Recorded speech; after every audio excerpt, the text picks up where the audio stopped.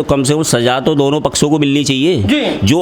और बराबरी में लड़ाई हुई नहीं, हम 2 लोग और वो 8-10 लोग, तो बराबरी रही कहाँ? ये 151 का केस नहीं बनता है। और किसी को घर में घुसने के मारना या घर पर बहुत सारे लोगों के साथ पहुंचकर हमला कर देना, यह आईपीसी के अंदर कुछ प्रावधान है। और 151 जो कि शांति भंग करने का, यदि इस तरह के उपद्रवियों पर 151 की धारा लगाती है पुलिस, तो शायद वहाँ भी एक शंका खड़ी होती है कि घर में घुसकर एक परिवार पर हमला कर दिया जाता है केवल एक बात पर, जो सुबह गाड़ी की पार्किंग या साइकिल खड़े करने के ऊपर जो एक झगड़ा हुआ था, कि साफ कहना है परिवार का कि हाँ सुबह भी एक झगड़ा हुआ था, लेकिन शाम को जो हुआ वो उस झगड़े से बहुत ऊपर था। पिताजी भी मेरे साथ हैं, एक बार आ जाइए।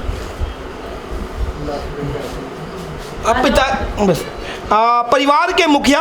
पिताजी भी मेरे साथ हैं, एक बार उनके मुंह से भी जान लेते हैं कि क्या घटनाक्रम को, वो क्योंकि बूढ़ी आंखें हैं, कुछ ज़्यादा समझदार होती हैं,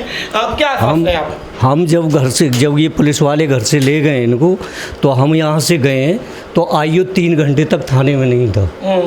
सारी खिचड़ी पकाने के बाद तब आईओ वहाँ पे पहुँचाया, और हमसे, मैं और मेरा पड़ोसी था, कमल नाम का लड़का है, वो जो है कहा, हम गए आईओ के पास, तो उसके सीधे वर्ड ये थे, बेहावी सही नहीं था उसका बात करने का,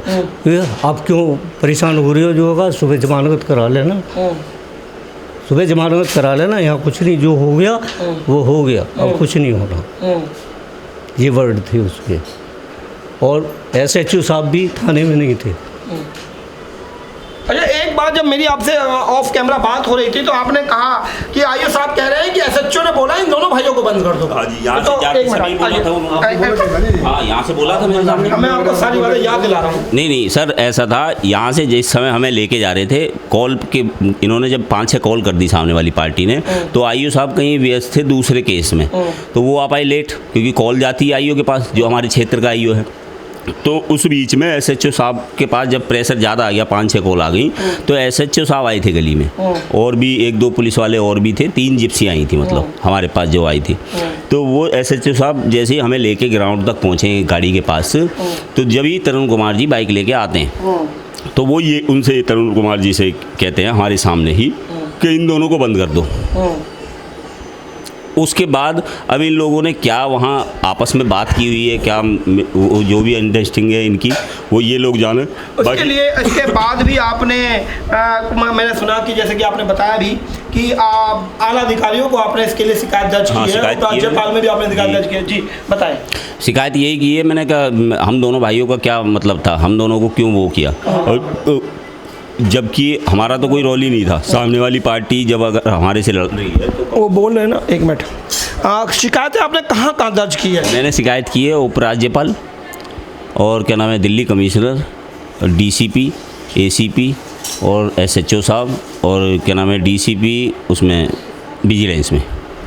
चलिए, अब परिवार की व्यथा आपने सुन ली। मैं चाहूँगा कि इस परिवार की इस व्यथा को ज़्यादा से ज़्यादा शेयर करते रहें, क्योंकि यदि आप इन परिवार की आवाज़ बनेंगे तो परिवार की जो आवाज़ है वो आला अधिकारी तक यदि पहुँचती है, तो जिस तरीके से पुलिस की ये कार्रवाई रही, इस पर एक जांच हो और निष्पक्ष इस परिवार को न्याय मिल सके, इसी अपील के साथ आप सबको चाहते हैं, आप सबसे अपील करते हैं कि इस वीडियो को जितना ज़्यादा हो सके